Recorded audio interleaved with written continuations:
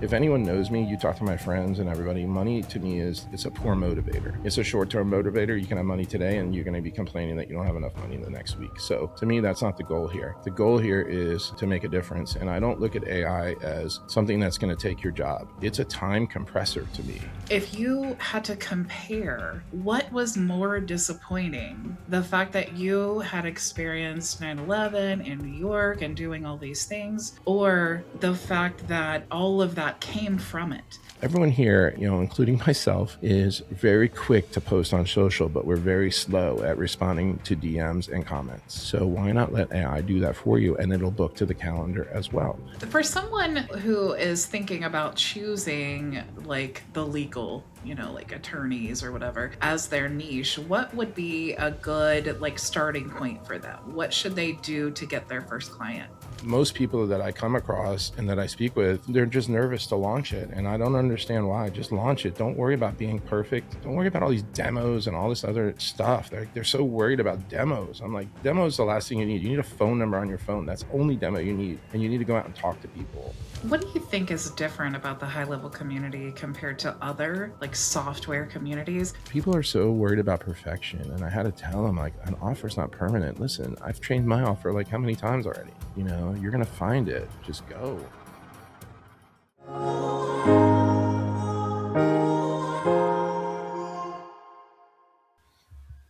Right. Welcome, everyone, to today's episode of the Leverage and Lead podcast. I'm Bridget Bartlett, and I'm here with my co-host, Marla Harmon. We have a special guest, Michael Reimer, who is joining us today. Welcome, Michael. Nice to see you. Pleasure to be here with you both. Happy to have you, Michael. Thank you. So, Michael, we have not actually met. We're saying that. We've never actually met. Crossing. Yeah, I know. I feel like I keep saying I had to create a podcast just to be able to talk to people. Oh my because when we go to events and things like that, we're all being shuffled around the whole day, and it's so crazy that it's really hard to sit down and talk to everyone. So it's nice to get to chat with you. Yeah, no worries. I'm excited to be here, actually. I saw your podcast. It's really good. Thank you. I appreciate it. We have some awesome guests. That's what makes it great. So for the people who are unfamiliar with you, would you like to share a little bit about what you do inside of HighLevel, and also who you serve, what solution you provide? Yeah. So basically, a little bit about me. So I worked for the fire department. I got hired on the fire department when I was 18 years old. I did 30 years on the fire department. Retired when I was 48. I opened up a company that works on mega yachts. So we work on mega yachts for celebrities. We do IT for them, and basically like internet and digital switching and things like that. For most of the celebrities, I'm in South Florida, so Palm Beach is kind of loaded.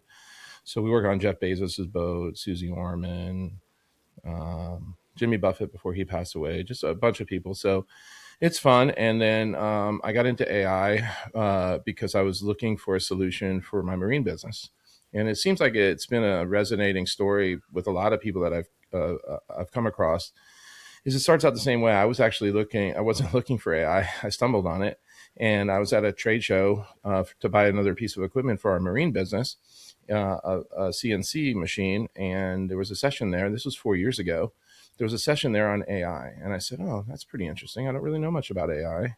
I mean, this was back when people I didn't even know how to spell AI. So, but basically went into that session, and there was a lot of people in there, like 300 people in there. And some of them had a pretty good grasp on it. Some, were novices like myself. But I left there and I was pretty intrigued. And I was like, you know what? Anything I do, I kind of deep dive. And I did a deep dive into AI, and I never turned back. And then it's funny because when I started my HighLevel account back then, it was like I said, it was mainly to automate my marine business, because guess what? We did everything probably wrong. So we didn't follow up with customers. They were all happy. They paid, they left us great reviews, but we were awful at following up with them. We wouldn't even know if they came back. We would talk to them the next time they came. I was like, oh, I haven't seen you in a while. Oh, it's been like 2.5 years. I haven't talked to you. That's bad. So we were guilty of everything that we always talk about when we talk about HighLevel and follow-ups and things like that. We had the same thing. We had tools all over the place. Nothing was talking to each other. I mean, come on, you guys have been around. You know exactly what I'm talking about. So you guys were in this way before me. And then I I got so interested in doing the AI stuff, I started doing a lot of outbound calling because we were reminding people to come back, and see us. Like, hey, you're Yatsa for a certain service, so it's a good service interval reminder, and we saw the power in that. And I said, you know what? This is crazy. I said, I'd love to automate other marine businesses. And that seems to be the logical thing. Like a lot of people I talk to, they do the same thing. They get into a niche. They're like, they got it for their business. And they said, oh, I'm going to do this for more people in my business. And then I said, guess what? I'm going to do this for other businesses. And then it kind of blossomed from there. And then, I, the biggest thing with me, I'll never ever forget it. I opened up HighLevel for the first time, and I was like, "What did I get myself into? This is some craziness here." And then I jumped into the Facebook because I was like overwhelmed central. And then I go into Facebook because I'm pretty tech savvy, I guess, and I go into Facebook group and it's like MacGyver after MacGyver in there. There's like workarounds and, hey, I got this working, but they said it could never work. I was like, what is going on here? What are these people doing? This is crazy. So it just intrigued me. And then I knew my personality that I was going to deep dive in it. And because if I set my mind to it, it's going to happen. So I then joined the certified admin program, which I truly recommend that for everybody because do I consider myself a high level expert when I got there? Heck no. Do I think I know everything there is to know about HighLevel? I kid about this, Bridget and Marla. I said HighLevel doesn't know everything about HighLevel. Don't expect me to. There's just not happening. So, but you know what that did? It kept me focused and it kept my feet to the fire because I'm paying, even though it's so minute, you're paying this $97 a month or whatever to do it. But it was the principle that I signed up for that and I need to get it done. And then I got it done and passed. And then, just like anything, it clicks. And then you slowly start to learn more and more and more and more and more. Then I just fell in love with the AI stuff. And, here we are, it's been a whirlwind, but I enjoy it. And, since then I gave my marine business to my employees, right around level up, October, I made the decision that I wanted to do this full time. It's not a money thing for me. It's just what I want to do because I enjoy it. And I do enjoy helping other people. And I gave it to them because I thought to myself, you know what? These people were with me since I started in 2009. And what am I going to do? Sell it? And then they want me to be a part of the company or they want me to be a silent partner. I'm not very silent. That's the problem here. So I said, you know what? I couldn't sit on the sidelines because I just know that I'm OCD and it just wouldn't be a good fit. So I said, you know what? You guys take it. So I gave them the keys to everything, inventory, trucks, everything. I said, you guys, take it and run with it. You have young families, this is good for you. So they're doing their thing. They still, I still talk to them pretty regularly, almost every day. And, it's good. I love it. I love working, doing this. I will tell you though, Bridget, I will tell you this. I probably put more hours in the AI side of things than all my other businesses put together by far. This thing is a time consumer for me. But if you want to get good at something, you got to put in the hours, right? So who are you primarily? Oh, sorry. I was just going to say, who are you primarily serving right now? So it's funny that you said that, right? So when I first got into HighLevel, I never dreamed even for a microsecond that I would be dealing with other agency owners. I never really thought that. I was like, these people are competitors. Heck no, I'm not dealing with that. I'm not sharing anything. I'm like, because you know what? In the business that I was in, it was a very small business. It's a very competitive market. Okay. And you're located, you're like basically a business like brick and mortar. So you have competitors, no matter what you say you do. Here, there's so much, so much opportunity if you harness it that you really find out very quickly that throw the competitive thing out the window. Really, it's really about relationships and meeting people and working together. I mean, listen, you guys have me on a podcast right now. I mean, if we were really competitors, you're not going to have a competitor on your podcast. I mean, that's ridiculous. So I really believe that is a difference. And then all of a sudden, like a lot of my work was agency work, building out for other agencies, because, as you guys know, some people are builders, some people can sell, some people can do a little of both, and there's people that don't want to ever touch HighLevel. They just want to go out and make deals and sell it or whatever. And, there's people like me. I could do a little bit of both, but I mean, I like the tech, and I like developing things. So that's just a little bit how I am. What are you spending the most time doing with AI? What are you building? Are you a coach or consultant trying to build your business with HighLevel, but feeling overwhelmed and overworked? Are you putting in long hours, but still struggling to land your first client? You're not alone. Many entrepreneurs believe they just need to work harder. But what if your problem isn't your work ethic, but your lack of a system? I've spent the last 6 years perfecting a system called the Vision Blueprint. It's a structured method to build a successful business with HighLevel without the burnout. Stop the insanity of endless trial and error.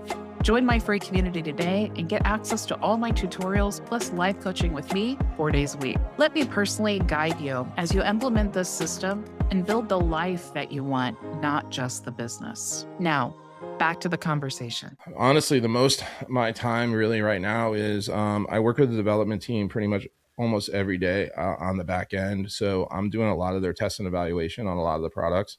So like Agent Studio, I was in Agent Studio like 4 months before it came out, and I've worked with them today on future stuff that's coming out. So I really enjoy that. They've been really good with me. So I look forward to seeing them in a couple of weeks in India. So that'll be fun because a lot of them are going to be there. I really enjoy that. And most of my time, honestly, has been not so much quantity of clients, but quality of clients. So a lot of my clients are high dollar clients. I have the number 2 personal injury firm in the US that we service. We handle all their lead generation AI. Just last week, I signed a contract with the guys from Shark Tank. So I'm doing all their AI for a project for them. And another big coaching outfit that I'm going to be dealing with as well. And then somebody today in the medical space. So it's more or less like mostly bigger projects that I try to focus on for the most part. So we have a team of 15. I just brought on my son, who is in Florida, obviously. So we have 2 in the U.S. and then 13 scattered about. So is that the one that just had a baby? No, my daughter did. Yeah. So, okay. Yeah, she had a baby, and then my son is having a baby in 3 months. So, Gotcha. yeah. So we got a lot of new additions coming. So that's good too. And that's what's good about this too. It's so flexible, so do our thing and get to see everyone and the kids and stuff. So it's good. What do you think is different about the HighLevel community compared to other like software communities? What do you think it is like? Because you're so right about the competition, and I just don't see that type of competitiveness in HighLevel. And I wonder what the reason for that is. Is it just SVR? They're so amazing. Is it because there are just so many different opportunities that it doesn't, even if we overlap a little bit, it doesn't really affect us so much because we all bring something unique. I mean, I had a meeting today, and a brunch meeting today with people that came from out of town to meet with me, and they're like begging me to work with them. And it's like, honestly, I don't want to bite off more than I can chew. And I mean, if that is any indication that there's plenty of work out there, I mean, I think there truly is. If all it takes is a little bit of determination and effort, and slowly, it's a wheel that you can't slow down, at the point where you're not going to be able to handle it.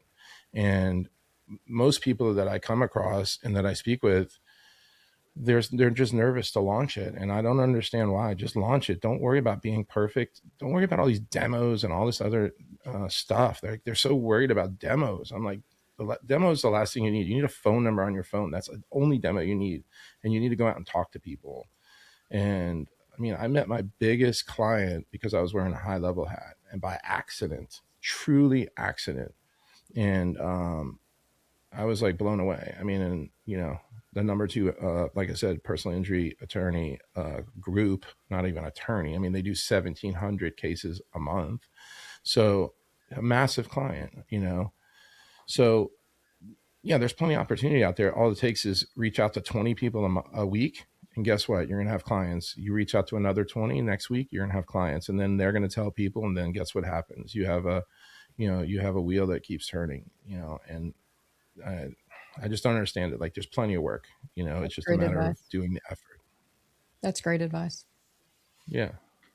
So if you go back to when you decided, okay, wow, we automated our system now, and now I want to do this for other people. I had a lawn care business, and it was the same exact situation. I just automated all these things, and then I decided, okay, let's do this for other people. Because like, Same wow, thing, right? yeah, it's amazing. You do. I think you get a much deeper appreciation for the automations, especially the niche, when you've actually been in it, working it. But what made you go from just your own system and developing that to deciding to work with other So people that do their system? honestly, I think it a little bit how my DNA is. Like I really like helping people, so that is true. I mean, no matter what. I mean, that's like the main thing in my whole life, really. So to me, if I said, what if I can make difference in other people's business? Because I see other people struggling, especially, during COVID. Like we were busy during COVID. Other people were struggling during COVID. So to me, that was like an eye opener. And if I can impact other people and say, listen, guys, you can do this so much more efficiently. I look at AI. I'm a positive person. I don't look at the negative very rarely. I mean, I look at it like there's people that have way worse problems than I have. Trust me. So I'm a positive person. And the thing is that, if you could help one person and do better and make their life better, I mean, isn't that really, what's the point? Money to me, if anyone knows me, you talk to my friends and everybody, money to me is it's a poor motivator. It's a short-term motivator. You can have money today and you're going to be complaining that you don't have enough money the next week. So to me, that's not the goal here. The goal here is to make a difference. And I don't look at AI as something that's going to take your job. It's a time compressor to me. So it allows me to do other things. So it takes an 8-hour day and compresses it into, let's just say 4 hours or 6 hours. So I have an extra 2 hours to do whatever I want, more or less work if I want. So that's just kind of how I approached it. And, I'm very techie, by nature. And, that's kind of what motivated me to go to the next step here, and it was a nightmare too, because Bridget, I don't know if this happened to you, but like when I started my HighLevel account, it was under my marine business. So I had to like go in the backside and like everything was like marine, and then try to convert it over. It was just a disaster. If I could have done it again, I would have just done it right the first time, but I didn't know. So can we talk a little bit about how did you get started in, being an entrepreneur? Did you always know that you wanted to be an entrepreneur, or was this just something you fell into? No. So when I was working for the fire department, I got hired, as I mentioned, I was 18. I was blessed. Back then it was very, very competitive to get hired. So when I took the test, 3,000 people took the test. 6 of us got hired. I went to paramedic school and got my degree, my AS degree, my bachelor's degree, and even my master's degree, all when I was working. And then I started my business that we basically taught people how to rescue people out of collapsed buildings. So, that was something I was into, and I was teaching all over the world. And the government, U.S. government, actually engaged with us, and we were training people all over the world. So we were in India, Bangladesh, Nepal, the Philippines, Indonesia, Japan, pretty much everywhere. We would train and equip them to rescue people out of collapsed buildings. So then I had a massive company. So I was still working on the job. I had 300 employees working for me, from, firefighters to doctors to engineers, like structural engineers, to heavy equipment operators, everything under the sun. And it was busy. But I could have left the fire department in a minute, but I didn't want to, because that was like my safe space. I would go there and, it was good, be with the guys and get away from that pressure. And it was really something I always wanted to do. It wasn't, like I said, it wasn't financial. So that's how I got involved with the business, and it kind of exploded. But again, I've had downfalls with that, because just like anything, listen, my life hasn't been perfect. It hasn't, I've been ups and downs. I mean, I've had like a few things, in my life that were, not things I was proud of, but also I've had some tragedy as well. I mean, when I was young, very young, I got paralyzed. So I had a reaction to the polio vaccine, and I was paralyzed for over a year, Wow. when I was a kid. Yeah. So I had to learn how to walk again and all that. So when I see people, I've seen a lot of people in worse shape than me. And then I lost some really close friends at 9/11, very close friends. I mean, people that I went to dinner with, my wife and I went to dinner with literally 6 days before. And that really affected me. So that was, I still think about it all the time. So. Oftentimes I think, especially when you see the world so polarized, and I always, I'm old enough to remember I was 21 when September 11th happened. And I remember everyone was so patriotic, and I remember calling around to different stores because we couldn't look online then. But I was calling around to different stores, and I was looking for a flag. I wanted to hang a flag from my car, and they said, we're all sold out. Like every store that I called, and everybody had flags everywhere, all over their Yeah, it was houses. amazing. Yeah. Incredible. It was a crazy time. I mean, I'll never forget it. I was there like right, maybe 7 or 8 hours after it happened, and we were up there and working on the pile, and then we would break for dinner like after working all day, and pretty much a lot of the night we walked. If you're familiar where the site is, you can walk to Little Italy. We'd go down there and eat dinner just as a break for a minute. But I'll never forget it. We ate, and we laid money on the table, and this a lady that owned the restaurant, it was called Luna's back then. I think they're closed, but we were a few blocks away. She ran all the way to give us our money back. She said, absolutely not. You're not taking our money. We're not taking your money here. And I was like, just take it. It's okay. Give it to the waitress. But, like I said, I mean, people do forget about it, but, it has had a big impact on my life, Yeah, I don't think the people that lived through it ever forget. I think that every time I've ever talked about it, people always say, oh, I remember exactly where I was, exactly what happened. Yeah. And especially when the second plane hit the tower, because I think the first, yeah, no denying it. Yeah, I was teaching at Texas A&M at that time, that day. And I was laying in bed. It was at the end of the day, and immediately we got up, and then all the airlines were shut, so we drove right there. And it was something, for sure. It was bad, So where did you say that you were when it all happened? I was at Texas A&M, teaching at Texas A&M at their engineering school for collapse buildings, training others there. And that happened, and we knew that some of the guys that we work very closely with doing collapse work were in the building. So this was your we were able to rent a car. Yeah, that's my specialty.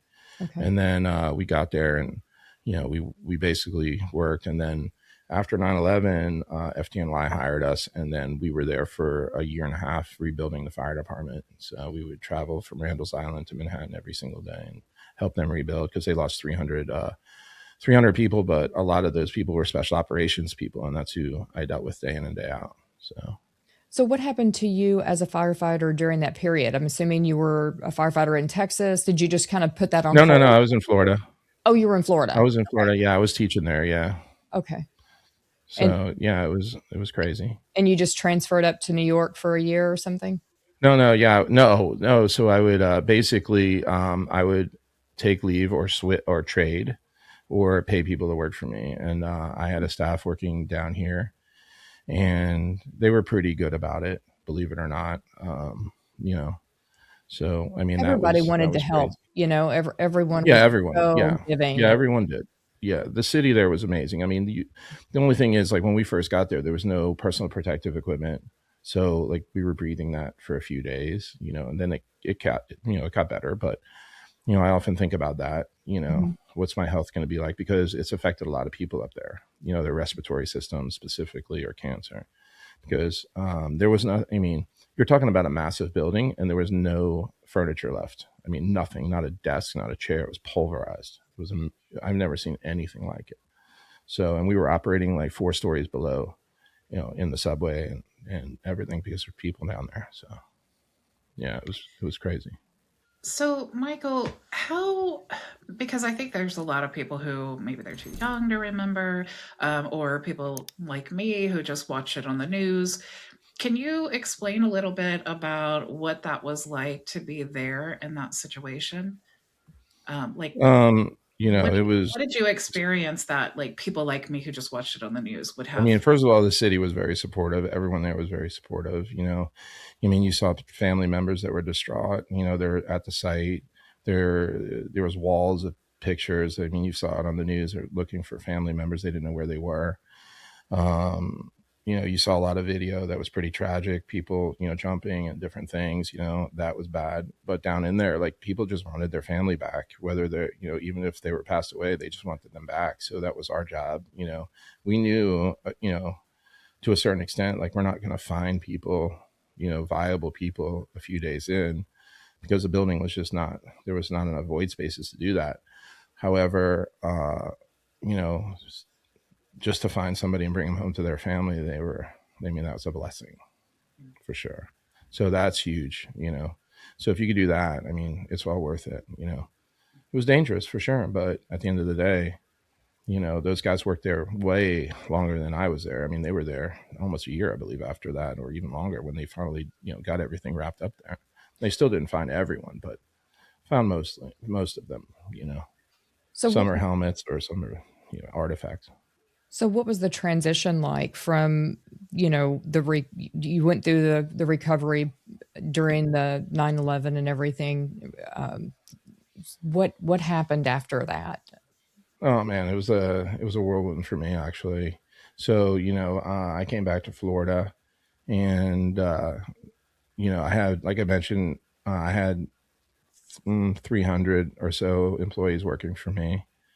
We almost had a fatality at a training event with probably one of the best instructors in the world. Mm. So basically, a piece of concrete almost shifted and killed him. So I made a decision at that point to shut it down because money wasn't everything, because everything I built could have been gone. And then I could have, been responsible for hurting somebody really bad. So I wasn't good with that. The other thing, I was traveling a lot, 300 days a year on the road. So at that point, I had a lot of fire department employees working for me. There was a lot of jealousy as well that I had to deal with. I was financially doing well, but at the end of the day, money, like I mentioned, is a poor motivator. So I had people working in my office that I found that were embezzling money from me, uh, writing checks that I didn't realize. And I found out later because I stumbled on a check by accident. And I was like, what is this check? And it was taken out of my account, but they were doing, writing checks. So I fired them. And then I get back, and one of the things is I'm not particularly proud of. I'll talk about it here. I've talked about it on other events. Is when I fired that person who was a very high-ranking member in the fire department. I'm not going to mention their name for obvious reasons. And then the fire chief, they were like best friends, and basically they came back and they were trying to benefit off of the tragedy. So they were trying to peddle these CD-ROMs, which were Christmas music, and they were coercing people to buy that. And that didn't sit very well with me. So I was very vocal about it. And so the fire chief definitely had it out for me and all the people that worked for me. So to make a long story short, they were taking it and making money, and basically half the money would go to the families and half the money would go to this, nonprofit or whatever. And I told everyone, don't do that. Just donate to the family fund, because 100% will go to the families rather than someone skimming 50% off. So to make a long story short, about, I don't know, a month goes by, and they went after vendetta. They went after us. People that worked for me directly, all the employees that worked for me, they actually arrested us, which was, they arrested them at the fire station, believe it or not, because they went through their training records and they said they didn't take a CPR class. And if you didn't have a CPR card, you couldn't get paid as a paramedic because you're not eligible to work. And then they said that was grand theft. So, which was totally If anyone knows me, I'm an education fanatic. I told you earlier, before we even got to this conversation, I have a master's degree. I don't care about going to school. I love it. So for me not to take a CPR class or any type of course is so out of character. I mean, I have a stack of certificates a mile high.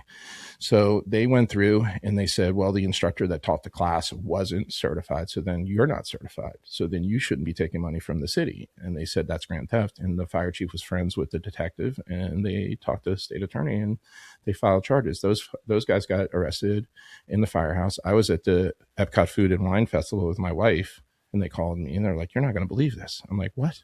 So I turned myself in. I went down, turned myself in, got out real quick, and then went back up there.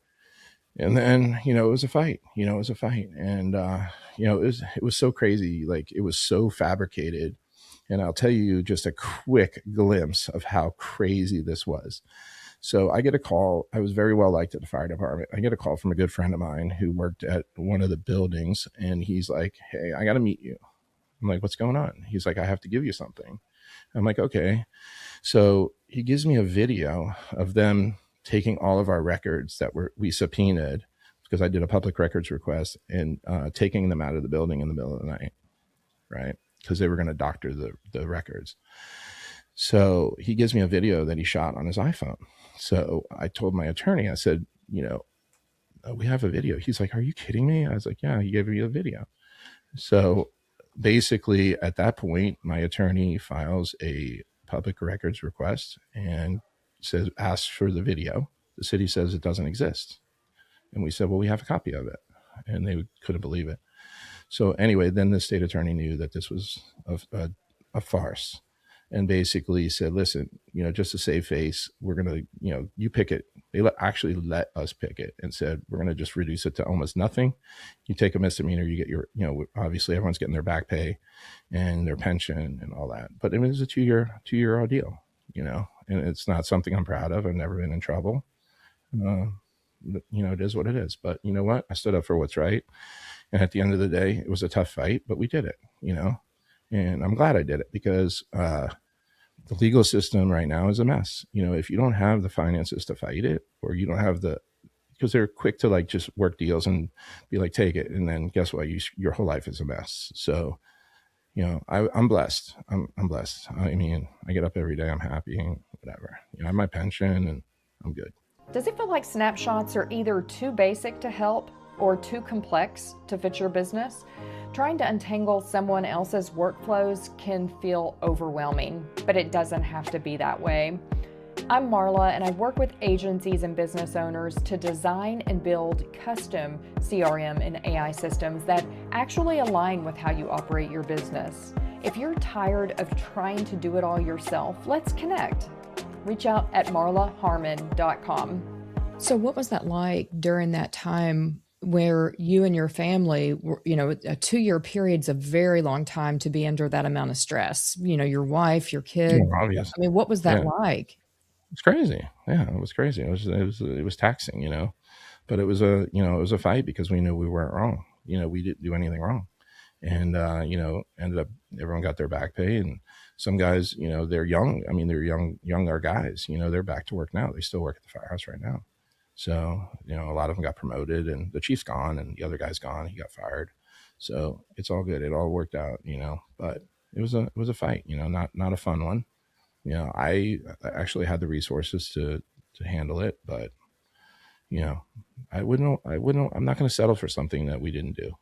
It's just not in me. I'd rather fight, and, that's the end of it. I mean, we just went for it. What about the relationships that you had built with, all of those That's another people? story. That's another story. And I mean, you know what, you go through tragedy like that, or I don't even want to say tragedy, because I've seen worse tragedy. We just talked about it. So that's minor tragedy in the grand scheme of things. But you know what you do? You really find out, like, it's a silver lining, right? I said I'm positive. You find out who your friends are real quick, yeah. Who you think are your friends. Yeah. Michael, I appreciate you being so open and willing to talk about that. I think that a lot of people go through things in life, and while it may not always be the same situations, we all understand stress and we all understand disappointment and frustration and Yeah. all of those things. I just wonder if you had to compare, what was more disappointing? The fact that you had experienced 9/11 in New York and doing all these things, or the fact that all of that came from it? It's like, how do you deal with the trauma of everything that you went through, and then like, oh, we're going to pay you back for all of that. Thank you for your service, Michael. Yeah, Now that's we're nothing going really. I to. mean, listen, what they wanted to do is put me through the PR ringer. That's what they wanted to do. I mean, I'm not stupid, but at the end of the day, you know what? There's people way worse than me, and it's not a big deal to me. I mean, I'm good, and I know what I did, and I know what I didn't do, and they know too. Like, don't let don't let them fool you. They know what they did. Everyone knows about it. Like, every firefighter knows about it, and you ask around, they all know that it was such baloney. So I'm good with that. I mean, the worst thing about the whole thing is finding out who your friends are. Really. Yeah, I can imagine. Can you talk a little bit about how like what you experience? Like when you say you find out who your friends are, can you talk a little bit about something that happened that just No, it's just that was. it's what didn't happen really. Like, you go through a bump in the road and then they don't call you, but yet, they're working for you every single day, and they don't have a problem with that. So that's heart wrenching to me. I don't do that to people, you know. Do you think that they didn't call you because they didn't believe you, or because they No, just they maybe they know. were worried They, about their own self? And yeah, they're worried about their image and getting promoted and different things. That's fine. They all had their reasons. I mean, some of my true friends stood with me, so I mean, I've known them forever, and I'm good. So it's like I said, it's a silver lining on everything. And I'm a positive guy. I'm not a negative guy. So whatever they would do, that's fine. But now I'm on a mission to high level it, and basically help other people. And that's why I give away a lot of things because, like I said, money, making money doing this is really not my main gig. I'm good. I've been that blessed. seems to be a theme with you, Michael. You keep saying that money doesn't matter. Where does that It come doesn't. from? Were you, were you raised in a house where you had money, didn't have money? Was there some type No, I of like mean, both transition my you parents. went? I mean, we're from New York. My parents both worked for Eastern Airlines. We moved down here. I was younger, and basically, it wasn't like that. I mean, I've always worked since day one. I've had, you name it. I've worked since I was, you know, probably 12. And I buy what I want, and I work for it, and that's it. And it's never been my main focus in life. I don't need to be flashy. I don't need to drive around a Lamborghini. I don't need any of that. You know, uh, that's not what makes me happy. So I'm good with it. I mean, buying a new computer makes me happy, but like driving a Lamborghini, nah, I'll pass on that. Same. I honestly, I feel Same. like once you get out of like survival mode with money, Mm. then you realize that's not really that important. But Yeah, it is everything when you're in survival mode. When you're just paycheck to paycheck, it's everything. And yeah. I it's not mean, I was it's there. not I mean, we were there when I got yeah. hired in the fire department. I mean, I did everything. I worked 3 jobs so my wife could stay home with the kids, but it's the best thing we ever did. Mhm. I mean, I'd rather work, and my kids turned out amazing. My daughter's a nurse, and my son, he had a big CNC company, but now he's enjoying this high level thing. He loves it. So he's been like getting involved. So he's going to India, and it's been fun. Oh, that's So cool. He's going to Yeah. India yeah, with you? yeah, he's like kind of like been my right hand man lately. So it's been good. He's Oh, kind of new. He's only been doing it for about, I don't know, 6 months or so. Like when we transitioned out of the marine business, because he was doing a lot of CNC and lasers. He's got a big CNC and laser company, but he's a tech guy too.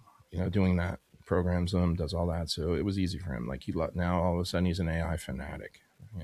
Which is good. It's all good. what was the spark that got him into AI? Oh my gosh. So I've been having him help me with YouTube, and with my son. His name is Brian, and it's Bryn. But I have another Brian that works for me. He's the sales guy that works for me. But he is very techy, and he's like me, like OCD. So like he got into, I said, listen, Brian, I want you to help with the YouTube stuff because it's a lot, it's a lot. Bridget, like you do it. It's a lot of work and it's a lot of time and it's a grind and, but you enjoy it at the same time. It kind of grows on you. Like when you first started, you're like, oh my God, this is a torture chamber. And then it gets easier and easier and easier. But now it's even better because he like researches and he knows everything about all the statistics and all the, you name it, he knows it. And now he is doing a lot of the video stuff and handles the editors and he pretty much is kind of running that whole segment, which is very important on what we do. So I'm blessed to have him. He makes my life easier. I've been taking him to all the events. He loves it. So he's going to go to India. He told me the other day, he's like, I've never been like to India or anything like that. I'm like, yeah, you're in for a treat. It's going to be fun. Is he starting to build in HighLevel as well? Not so much HighLevel, but he's mostly like he's into like a lot of the AI tools now and mostly video tools and like doing B-roll and putting a lot of that together and then just constant like nonstop keeping tabs on all the analytics on everything. Like he's an analytics fanatic. So but I'm just happy I get to spend time with him too a lot. So we're like, now it's like every day, all day, we're together pretty much. So, which is like, that's even better. So Awesome. It's so helpful to have like people in your life that understand what it is that you do all day so you can talk about it. And it's almost like we have our own little language. No one understands automations and CSS. My wife thinks like, she thinks we're like the ultimate geeks, but that's fine. She's pretty good about it though too, So she was at Level Up and, she got to experience that and met everyone there. So it was fun, try to take everyone. That's one of the other things, I enjoy taking her and now my son too. So it's good. Yeah. You'll have to introduce her next year. What's that? You'll have to introduce her next year. Oh yeah, for sure. Yeah. She was there. Her name's Tracy. Yeah. So yeah, it was fun. She was like, I mean, honestly, that was my first Level Up. I mean, you guys are pros. I mean, that was my first one. I was like it was pretty intense. I mean, just the marketing alone, like the branding and stuff in there was like, it kind of blew me away. And, it was just done really nice. I mean, I really loved it. It was very fast. So like you mentioned, Bridget, it was like so fast. I mean, you wanted to go say hi to everyone, but it just never happens because you're just like, it's nonstop, day, night. One night we just took it easy. Like I was like, okay, let's just take it easy. This is crazy. Marla and I were hosting prayer time, I guess prayer circle is what we were calling. Yeah, a couple mornings, but when the alarm would go off just a few minutes early, I was like, Jesus, do I need to go down there and pray or can I just lay right here and pray? Yeah. So great. Yeah, it's been crazy. But yeah, so it's been fun. I wouldn't change it for the world. I really like it. I like having the flexibility. But listen, if there's people listening to this podcast, I mean, there's plenty of opportunity out there. You just got to go for it. Don't get sidetracked. It's a big thing. Don't get sidetracked and just be focused and, just stay focused and get out there and talk to people and launch it. And I mean, don't be, it's never going to be perfect, right? I talk to people, you want to fall over. So I was at right before Level Up, I was at the AI Marketing World. I met a gentleman there, and I was just talking to him, and I was like, "Well, what do you do?" He's like, "Oh, I'm working, getting ready to launch this agency thing." And I'm like, "Oh, really? What are you selling or whatever? What's your offer?" It's like, "Oh, I haven't, got it all figured out yet." I'm like, "Oh, that's good. I mean, what, you need help or anything, or like, I mean, you want to talk about it?" He's like, no, I'm in this group or whatever. I said, well, how long have you been working on your offer? You ready for this? He tells me 8 years. He's been working on the offer for 8 years. I almost fell over. I said, what? I said, man, you have got to launch this. Are you kidding me? He goes, listen, I've retired 2 years ago. I've only been working on it full time for the last 2 years. And that's not a lot of time. I'm like, what? And I was like, man, you have to launch it. Like, go, So people are so worried about perfection. And I had to tell them, like, an offer is not permanent. Listen, I've changed my offer like how many times already? You're going to find it. Just go. I think I change my offer every year. Every year, my offer is different. Yeah, I mean, that's a good lesson to learn right here on this podcast is that, you got to be flexible and it's going to change. And guess what? Mm-hmm. Why does it change? Because you're getting real life data. Yeah. You know what people want, or what you're doing wrong, or like I just redid our whole onboarding process because I saw glitches, and I'm perfectionist, so it's always a moving target for me. get it out there and then perfect it later as you go. And that's my biggest takeaway from today, really. Well, resilience, but that too. But the biggest takeaway is, don't be scared to get out there. You'll never know. Like, I talk about it all the time. You just run into people, and my story of my legal guys is the craziest story. I was sitting by accident. I went by my marine business. I'm never there usually on Fridays. My sales guy's there. I happen to pop over there for some reason. I don't even know why. And he's like, "Hey, that you're here. I really need to go to the appointment. Would you mind hanging around?" I said, "Yeah, I'll hang around. I don't mind. Go ahead. And, you go. I'll take care of it because Fridays are busy. Right? People want to go on their boats on the weekend." So I said, "Yeah, I'll hang out." So I'm hanging out, and there's nobody there right now. And then all of a sudden, these two guys walk in, and they're like, "Oh, is Brian here?" I said, "No, he just left. I'm just filling in for him." I said, "Can I help you?" He's like, "No, no, no, we're good. We're friends with him." I'm like, "Oh, okay. We'll see you later." So they left. 15 minutes later, they came back in. One guy's like an older guy. He's like maybe like 45, 50 or something. He says, "Mike?" I was like, "Yeah." He goes, "Oh, it's Adam. You worked on my boat like 4 years ago on my yacht." I'm like, "Oh, hey, Adam, I haven't seen you. What's been up?" And I said, "Who's your friend?" He's, "Oh, that's Cody. He's from Idaho." I'm like, "Oh, what are you guys doing?" He goes, "Oh, Cody runs ads for us." I'm like, "Oh, that's cool. What kind of ads?" "Oh, like Facebook ads and things." I'm like, "Oh, that's good. What do you guys do?" He goes, "Oh, we do, we're working on doing lead generation for the law firm." I'm like, "Oh, that's cool." I said, "Do you automate any of this?" And they're like, "No." I was like, "What are you talking about? You don't automate any of this?" Like, I said, "I use HighLevel." He goes, "Oh yeah, I saw your hat. We just signed up for HighLevel last week." And he goes, "We don't know anything about it." And then we just started talking. And then I said, "You can automate a lot of this." And they're like, "Would you mind coming to a meeting on Tuesday?" And I'm like, "No, it's like 30 minutes from my house." I go there and I walk in. It's me and 5 attorneys. I have to sign all the paperwork and all this. And they basically said, "We love it." After I did a deep dive, "We love it." And how much is it going to be? I said, "Honestly, it's not for sale." And they're like, "What are you talking about? You came here and you said it's not for sale." I said, "I would be doing you a disjustice. You can pay me all the money in the world, but like I wouldn't turn this over to you because it's going to be fragile. And in 6 months, it's going to be a car with the wheels falling off." I said, "It's going to require a team of people. And to get this kind of thing working, it's going to require a lot of attention." And they're like, "What's that going to take?" And I said, "Well, it's going to take about, probably 12 people full time for what you guys are doing. And essentially, that's it. I mean, that's what it would take." And they're like, "Well, what would it take for you to do it?" And I said, "Honestly, it would take skin in the game." I said, "For me, like to build this and you guys use it, I mean, really, it's not worth it." And they're like, "Well, what are you thinking?" I said, "Well, we would want a part of the business and then we'd work with you." And they're like, "I don't know. We got 5 attorneys and whatever." And I said, "All right, well, let me know." And then a week later, they called. They said, "Okay, come in. We want to talk to you again." And they said, "Okay, we're going to give you 10%." And I said, "That's awesome, but that's not going to work." I almost fell over. And they're like, "What do you mean it's not going to work?" I said, "No." I said, "I have to pay all the employees." I said, "It's my IT. I'm not going to be able to handle all of the people that I handle now." They're like, "What's it going to take?" I said, "It's going to take 20%." And they said, "It's probably not going to happen." 3 months later, they called and said, "We got a deal." And I've been working for them ever since. And my whole point of this is that, you know, things can happen like when you're out there. So you can talk about it like when you're at dinner. You can run into people at a pool. You can, just expand your network. For everyone listening, it's definitely possible. You just got to do it. I love that spin that you just put on there. Marla's like, I see Marla's face too. Like that's really smart Yeah. that you said that. One, partnering with them, that's genius. Yeah, But two, saying, oh, I can't sell this to you because it would require all of this and da da da da da. I love that. That is it's true though. experience I mean, shining I through. wasn't lying to them. It's true. It would have been a lot. I mean, I would have sold them that and they would have been drowning and not good.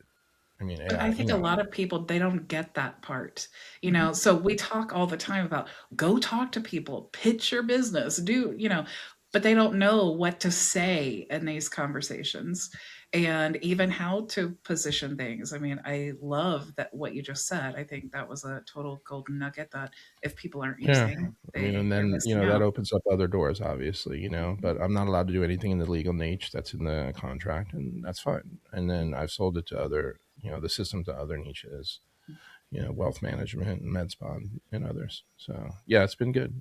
So, Can you talk a little bit about how you demoed it to them? Like, how did you the reason oh, I'm asking it is wasn't because I even a know. demo. It wasn't even a Yeah. demo. It wasn't even a demo. So basically, when I left my office on that Friday, evening, I knew that I was dealing with, a thing. Well, I went to that. Well, what happened was I dove deep on Friday through Sunday, Monday, and the meeting was Tuesday. And I put together one heck of a presentation for them. And I showed them that because they told me that they're only advertising on Facebook and they spend $1 million a month on Facebook ads. And I said to myself, I knew in the back of my head, that's one channel. There's 30 channels that they can be doing.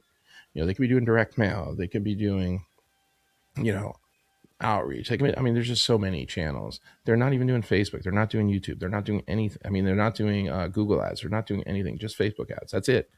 So right off the get-go, I know I can make an impact because they're only doing one channel, and that's Facebook. And after looking at their ads, I knew like there was a lot of room for improvement. So basically, I share this with others because it's a very important point, which is how do you price it? What is your pricing? Everyone asks me that, like, how do you price your stuff? Well, you're pricing it. It's a very simple. If you really look at mechanics, it's how much do they make in a year and how much is a deal worth to them? So, and if you're going to save them 10 times what that deal is worth to them, wouldn't 10% of that be worth it to you, for them to give you? Yeah. If they're going to make 90% on their investment, an extra 90% is going in their pocket, or 900 times.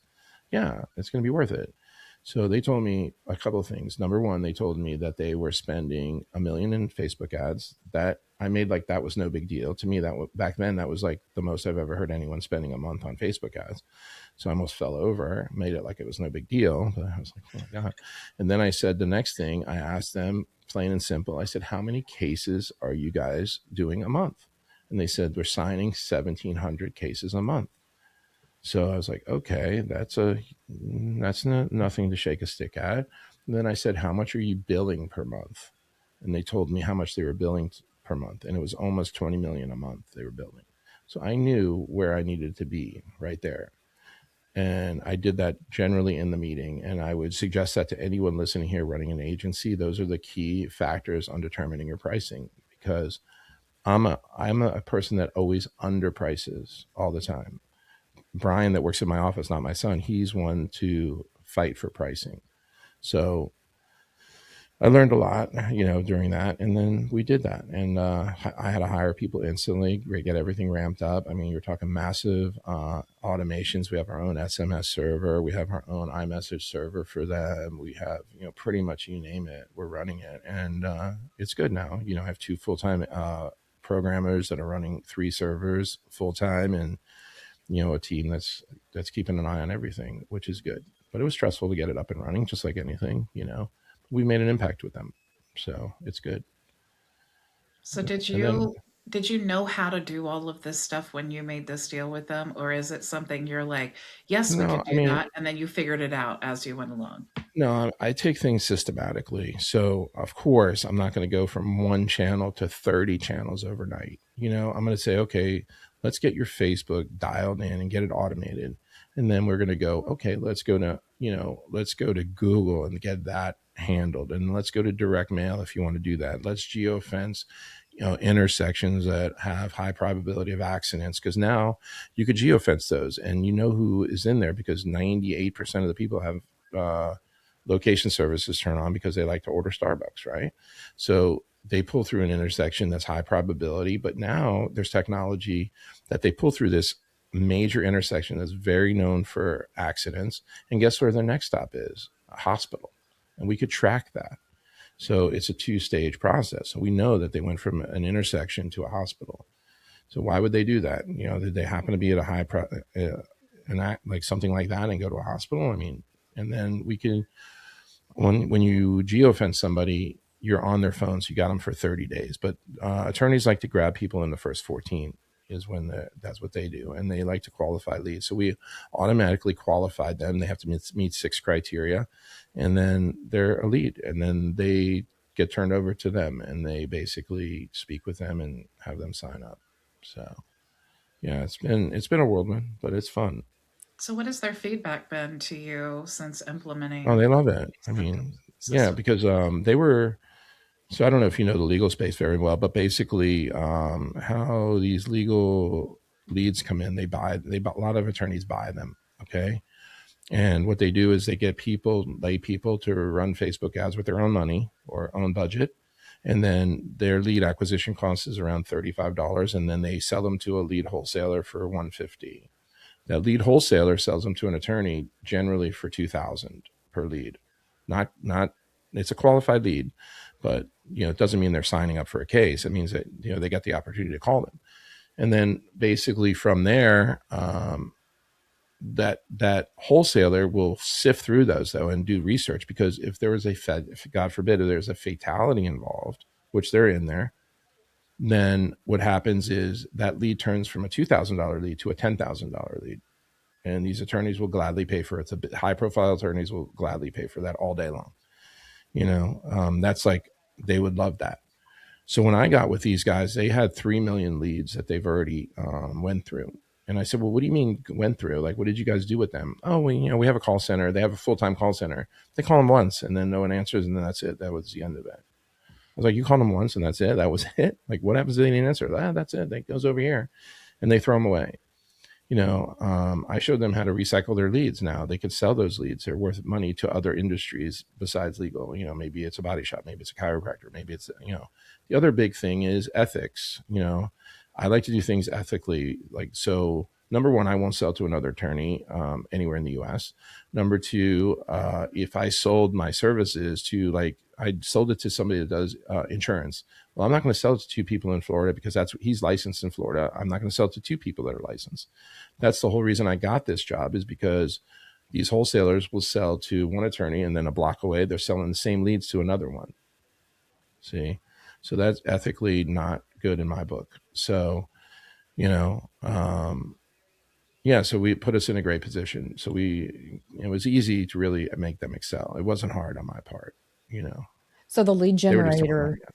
the lead generator in me wants to know, like, okay, what's your cost per lead? And then what's your net effective cost per lead, right? Because it sounds like you are able to recycle, like you said, to other vendors. And so Yeah, I would imagine that has a pretty strong impact on just your overall ad spend and cost per lead. yeah. So I don't handle the ads. They still use someone else for that. I don't handle that. So basically, I handle all the automation and outreach, whether it's outbound calling, inbound agents, SMS, iMessage, email, pretty much everything like that. Mm-hmm. Their call. I mean, if they spend $40 for a lead, that would probably be on average for their ad spend. 35, would be okay. But I don't really dive into their ad account, and I do that on purpose because I'm not an ad expert. I really, honestly, it's very tricky business. It's not as easy as people think. I mean, if you're running ads, I mean, God bless you, because I can't do it. I think I have someone running my own ads, and I look in there and I think, oh, I'll be able to let them run it, and then I can go in there and look at it and I can figure it out. I can't figure it out. It's too complex, and their strategies are so, like, if somebody really knows what they're doing, it's a very complex operation. And I don't feel comfortable with taking somebody's money unless I know, because it's like going to Vegas and having some drinks and trying to gamble. I'm not into that with someone else's money. So it's a serious very tricky responsibility for sure. Seriously, I mean, you're talking $1 million ad spend. I don't want that, But No way. even if it's $1,000 ad spend, to that business, it's $1 million. Of course. Of course. It can be a very serious thing to a small or large business. Yeah, there's a lot to set up in these platforms. I mean, it's very, I talk to these people and I'm like, what? I learn something every day. I mean, that would be, if you're going to do that, I mean, it's a full-time specialty, in my opinion. It's like really specialized. I mean, people do it. Like, I remember when I was younger, Bridget will probably know, you probably know, Marla, too. You've been around. Remember when you were like just bidding on AdWords on Google? It was like pretty simple. You're going to bid on AdWords, and I thought that was like a big deal. And, but this is like AdWords on ultra steroids, so complex with tracking and, like, this one you're targeting for clicks, this one you're targeting for conversion. Like, it's so much, like, It's so complex. You're tracking their journey. Like, where's everything coming from? Back then, we didn't care. Like, all right, well, I got to click on my AdWord and I'm paying the bill. Okay, that looks good to me. I mean, that was about the extent of it. Anyone could do it, right? Or your Facebook or whatever. You're going to boost a post. That's easy. But like, this is serious business. So if you do that, Marla, my hat's off to you. Like, I can't figure that out. I'd rather deal with HighLevel than that, for sure. Thank So, you. I'm with you on that one for sure. For someone, Michael, who is thinking about choosing like the legal, like attorneys or whatever as their niche, what would be a good like starting point for them? What should they do to get their first client? it's hard for me to tell you, honestly, because I mean, I fell into the like mammoth client by accident. Like, it's really, I mean, stars aligned for me on that one. I mean, I'll give you that.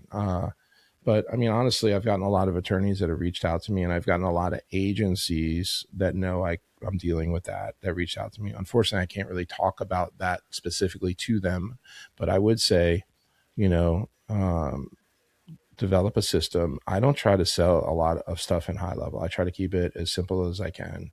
My typical stack that I like, and I like voice AI stuff. I've been into it since day one, but I'll tell you, it's very difficult to sell. It's very difficult to sell.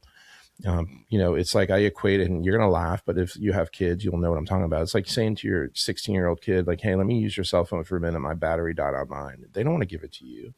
They're like, no, heck no, Dad. I'm not giving you my cell phone. I'm like, well, it's not like something super secure on there. Like, okay, well, it's the same thing with a business owner. They don't want to give you the control of their phone number because that's their lifeline. That's what they deal with. That's how they get paid every day. So if they think you're going to gamble with technology on their paycheck or their livelihood. So what I found that works very well is, number one, I go in there, if anyone's listening, I go in there with an audit. I audit their business. I use 4 pillars to do that. So I see if they're returning, if they are speaking to their customers. I have a whole framework on it. How are they handling like their existing client base? Because you guys, like I said, you guys have been doing this a long time. And basically, I was doing the same thing in my marine business, right? So you're not talking to the clients, but then you're running ads to replace them. So basically, you're treating your clients as disposable. So you're getting new ones. You're not going to talk to them. They leave out the door, but you get recycled them with new ones, and then they leave. And then I said, what about this concept? Why don't we keep the ones you have, make them happy, and add to the pot, right? So that's easily done. Database reactivation, and then keep them engaged. So that's one. The next one is reputation management. Reviews equals revenue, right? Because if I can increase them by 1 star rating, that's going to put a lot of traffic to their site. If they respond to their reviews, which you'd be amazed how many people don't. It's so easy to set up in HighLevel these days. When it first came out, I was a little nervous about it. I mean, now I haven't touched it in a year and a half. The thing just runs on autopilot, and you get reviews, and then you tell them, listen, even if you're doing great on reviews, but I guarantee you're not posting it to your social profiles. We could do that on HighLevel, and we could put a widget on your website, and so on and so forth. Video testimonials, like we can go on and on, but drip those out. And then lastly, or 2 other things, is the voice and the conversational AI. The voice is going to answer 24/7. I just dealt with a podiatrist in Texas, and he's got a full-time receptionist, right? And he's like, Mike, I don't need this. I have a full-time receptionist. I said, let me see your call records, part of the audit. He gives me his call records from a pretty popular service. I look at him. He's missing 43% of his calls with a full-time employee. And he's like, how's that even possible? I said, it's possible because she's at break. She's on a smoke break. She's at lunch break. She's going to the restroom. She's on the phone with her daughter and doesn't want to click over to answer your phone. I mean, listen, at the end of the day, I'm a realist. I've been around. I'm a little bit of a realist. I know, like, when a receptionist gets up Monday morning, they're not like excited to go to work to answer the phone, and be like, oh my God, I can't wait. I get to answer the phone all day. Like, no one does that. So any little thing going on not to answer it would probably be kind of accurate. So missing 43% of their calls. But if somebody's apprehensive, I said, just turn it on when that person's not available. That's a baby step. And then usually after a while, they're going to turn it on all the time and use that person to do follow-up or something else. No one's getting fired. I haven't seen people getting fired from AI. Just doesn't. I don't see it happening. They repurpose them to do something that's somewhat should have been done all along. And then conversational AI. And, people are under a fallacy that that's just a web chat on a website. But really, everyone here, including myself, is very quick to post on social, but we're very slow at responding to DMs and comments. So why not let AI do that for you, and it'll book to the calendar as well. So those are the 4 things. I bundle them as one. It's very successful, and you sell that as a package, and it's a home run, because guess what? It's a great fit for 99% of the businesses out there. And if they want to break it down, I said, no, I have people that say, no, Mike, I don't need the web chat. I'm like, okay, it's the same price. And all of a sudden, guess what? They need the web chat.